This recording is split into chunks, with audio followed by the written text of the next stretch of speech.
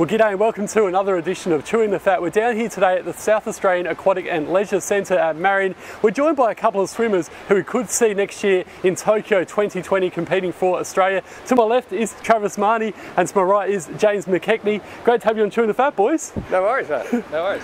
Cheers. Cheers. So as I spoke about before, next year is Tokyo 2020 and these two boys are doing great things in swimming at the moment. Trav, we'll speak about yourself first. You were born in Victoria, moved to South Australia in 2017 to be with your coach Peter Bishop. Talk to us through your journey so far. So yeah, I was always loved swimming as a kid and did it not too much. I was more into basketball actually when I was a junior, and it took me getting cut from the rep basketball team to decide I want to do swimming. Moved clubs, increased my training, and then sort of I've had exponential growth from there. Made my first team in 2012, World Short Course, and I made Commonwealth Games in Glasgow in 2014, and probably the highlight of my career was the Rio 2016 Olympics.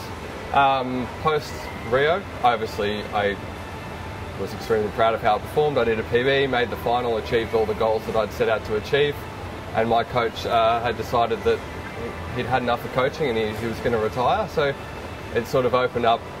I had to look for somewhere else to train and someone else to train with, different coaches. So I had a few trials. Had a trial in Brisbane, a trial in Melbourne with another coach, and a trial here. And he was the best fit for me.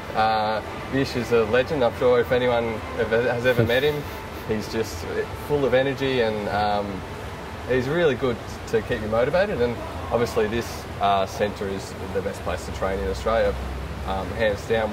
We have an incredible pool, we have our own gym, we have a recovery centre. There's sort of nothing more you could ask for to be in a high performance area. And so I've been here for 2.5 years and I love it here. I'm close to the beach. My brother also lives over here, and obviously there's still a footy mad state like Melbourne. I think that was sort of one of the attractions. You know, going up to Brisbane, they're all rugby league mad. So, and I love my footy, so it's nice to be in a state that just loves their footy as well. And James, you've been South Australian born and bred, and yep. You also competed last year in the Commonwealth Games, which we'll get to in a moment, but talk to us through your journey so far. Well, pretty generic sort of Australian swimmer journey, like just went through Learn to Swim program, then got into squads and then made national teams, age group teams, and then eventually just kept grinding away and made the Commonwealth Games teams last year and was lucky enough to make a final and do quite well over there, yeah. And talk to us through that, being at your home Australian Commonwealth Games at the Gold Coast. That must have been a massive thrill, obviously, to compete for Australia for the very first time. Oh yeah, I didn't believe that I got selected on the team until they literally handed my walkout gear and sent me along to do the march on. So, but competing there was a crazy experience. I think there was like 12,000 or something in the stadium over in the Gold Coast, and I'd like to say I wasn't too nervous, but then walking out on pool deck with that many people cheering, like supporting for you to do well, it was just an unreal experience, yeah. And Trav, obviously you mentioned before that you competed in Rio and you last year in the Commonwealth Games as well. How did you compare the difference between, say, Rio and also Gold Coast last year? I think the energy in the crowd, obviously being a home crowd on the Gold Coast, it was awesome.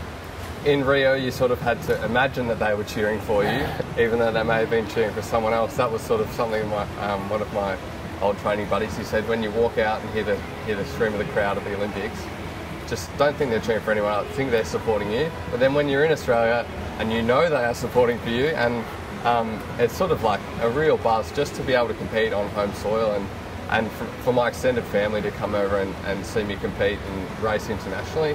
I think my parents came over and watched me in the Olympics, but being a home Com Games, my brothers could come down and watch me, and their girlfriends could come and watch me, and it was really nice to swim in front of those people that maybe have not seen me perform on the international stage before. And obviously Tokyo 2020, where to from here, James? What do you guys have to do to, I guess, get in the squad? Yeah, so we have a big training block at the moment, and then June next year we have our selection competition at this pool, which is a huge advantage for us.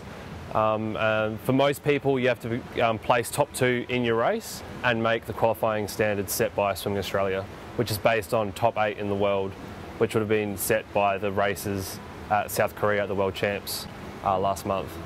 And recently you spent a bit of time over there actually in Tokyo. What happened over there, Trav? So we just had a World Cup over there. Both James and I didn't qualify for World Championships, so to sort of give ourselves something else to challenge ourselves for that next 6 weeks, and then so we could all have a break at the same time. So we focused on that World Cup at Tokyo, which was it 4 or 5 days after World Championships. So we trained through those sort of 5 weeks, got ready and prepared for Tokyo, went over there and raced at the World Cup over there, which is always very strong. Japanese swimming programs, there's a huge amount of depth. There's, especially in the breaststroke for James, there's huge depth. They have, you know, the 200 breaststroke is their blue ribbon event, like the 100 freestyle for us, and along with them and a large amount of athletes coming off the back of World Championships also race there. So that was just a World Cup, part of the World Cup tour. They run 8 or 9 meets over this sort of back end of the year, and there's a bit of prize money up for grabs, and it's a good opportunity for us to go over there and race. And I was happy with how I raced. I did some good times in my backstroke, and I love Tokyo. To get over there, they're starting to really ramp up the energy before, like, it was a year out now. We went past the new swimming pool, which is actually, we were racing in an older one, but next door is where they're building it, and it's like, looks almost completed. So it's sort of, you get that sort of feeling of like, wow, that's what it'll be like in another year's time. And it's a huge stadium, so I'm sure it'll be incredibly loud when it's full of 20,000 people screaming their heads off. Yeah, well, hopefully you're there competing for Australia. That's the plan. That's the plan. Now, James, in terms of being a professional swimmer, there's obviously a fair bit of training involved, and you have to be pretty careful in terms of your diet as well. Talk to us through that in the life of a swimmer. Oh, well, most of us train probably 9 to 10 swim sessions a week, and then we, like most swimmers, will probably do about 2 to 3 gym sessions as well. So yeah, like you said, making sure we have good food intake is really important, especially for our recovery. So making sure we get enough carbohydrates, enough protein for muscle repair, so that we can keep backing up session after session throughout the week.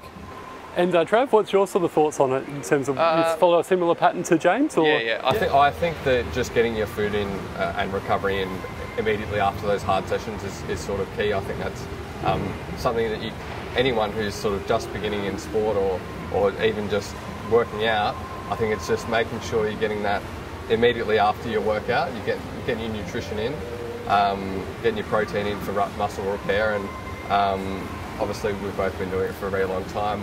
We've got quite good routines that we can follow in terms of what we need what our bodies need for the best recovery.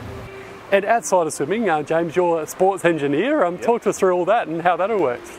Oh, well, so I graduated my mechanical and sports engineering degree last year, and I've started working for a company called Lumen Sports based in Adelaide.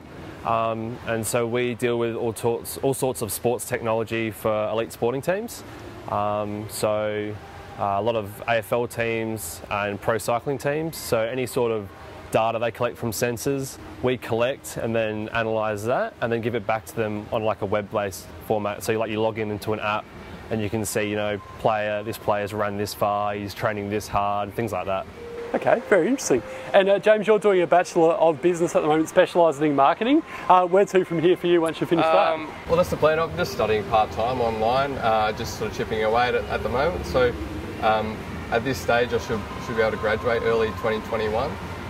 The plan is to work within the sporting realm. I think that a sport is a passion of mine. I love, there's any sort of, there could be curling on the TV and I'll watch it.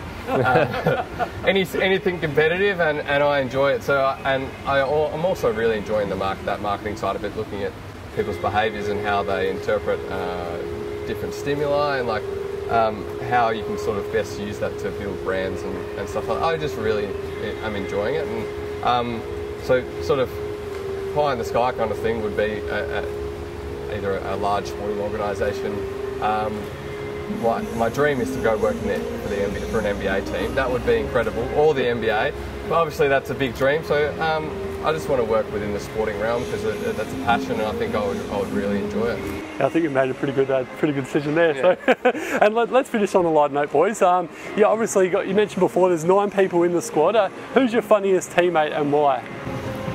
Kyle is very funny. He just comes up with some very funny sayings. Yeah. And he just brings such a positive energy to training, and he trains so hard. He sets such a good example, and he's just sort of always high energy when he's around you. and then Bish as well. If you come into the session, you're feeling, oh, maybe I'm a bit tired, like this is going to be a tough session, he'll just get up in the air and get you all revved up, and he'll be yipping and yapping and running around up and down, getting all excited. Yeah, G's you up very well. He's very good at getting you excited and ready to train, and I love training. That's one of the... Swimming is a very, very hard sport to train with, but having a great squad makes it a lot easier. When you get to train with some of your best friends, it makes those hard yards a little bit easier. Yeah. And yourself, James, who's your funniest teammate and why? Yeah, Kyle and Josh are really good to train. Trav, like all the guys, you know, I moved here to train with those guys, like, and the squad as a whole. Like where I was based out in Gawler, I was essentially training by myself. There's a few other older people, but they were about 3 or 4 years younger than me. So I essentially moved here to train with older athletes and more professional athletes. And yeah, so like when we get going, you know, in a training session, everyone's just G'ing each other up and, you know, just trying to one up and just we'll kill ourselves laughing, you know, some sessions, yeah. Oh, well, James McKechnie, thanks so much for joining us today and chewing the fat. Trav Mahoney as well. Thanks so much, boys. It's been a pleasure. All the very best to both of you for going towards 2020 in Tokyo, and hopefully we'll see you both there next year. Yeah, thanks. See you next time, guys. Thanks so much.